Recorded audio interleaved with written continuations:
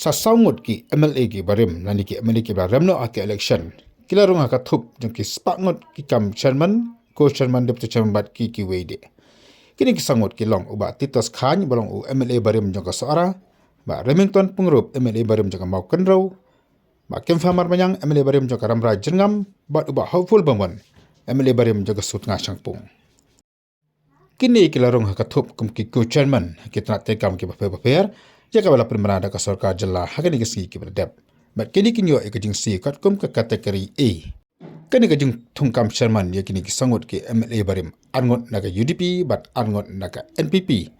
kalong bat kalawan hapedeng kajing persyak jaka sing Voice of the People Party nama kajing bun palat ki kam chairman naga jela ha bakala dawa badiban wengno iki waro khamtam e ikite ki bamtan jing metoy ini ki bamara kanu naga jing metoy ya ka jela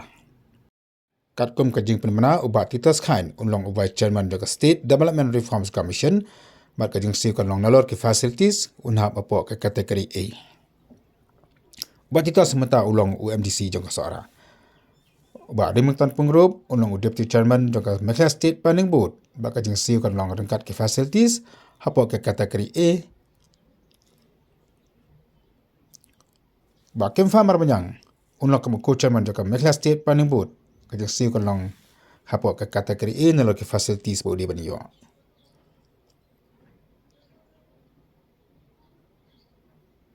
MLA barim jaka sukna saipong ba hoful bamon unlong deputy chairman jaka Macleod State Planning Board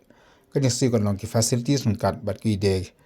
ki jeng ai ki bahap apo ke kategori A.